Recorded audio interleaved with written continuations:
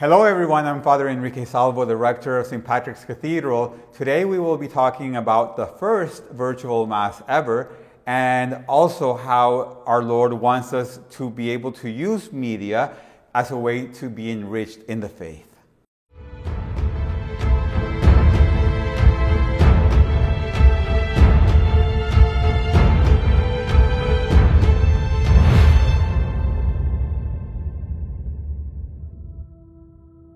Do you know that the first virtual Mass that was ever seen happened in the 13th century, 700 years before the invention of television?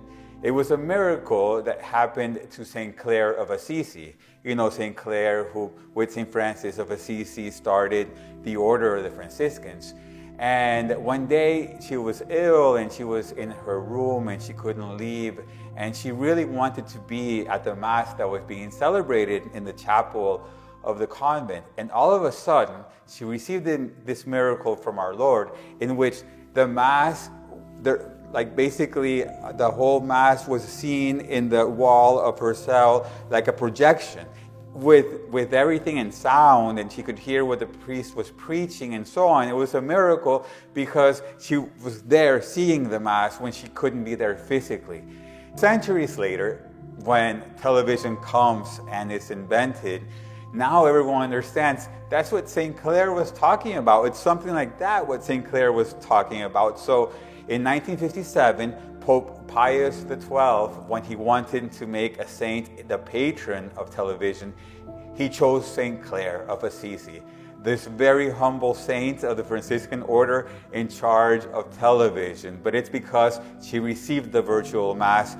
Since 1957, of course, we know that TV, and now decades later we have so much more to see, so much more media. But we know, as Pope Pius XII says, it can be a source of problems, and we can be seeing the completely opposite of what is good on the TV, on the internet. But it can be a big blessing. So even from the earliest days of television, remember who we had back then? Bishop Fulton Sheen, who inspired so many people across the United States to come closer to our Lord in major primetime television, something extremely blessed. And then, of course, as the decades went by, we have EWTN, which was the mission that our Lord gave Mother Angelica, which she made it possible for millions of people to receive the faith around the world in their homes. And now with the internet, we have so many possibilities, like YouTube. We have so many channels, so many good priests and people of the faith teaching us things. For example, we have Bishop Robert Barron, we have Father Mike Schmidt, we have so many people that inspire us. And we have platforms now, like Formed. It's a very beautiful platform. It's kind of like a Netflix, like a Catholic Netflix, and it's filled with all types of content that is so educational, inspirational, extremely recommended. And then, of course, we have to thank God for the possibility of the virtual Mass, which, as we all know, during the sad years of the pandemic, during the shutdown, that's the only way we could give the Mass to so many people when the churches were unfortunately closed down. It was such a blessing that we already had that technology.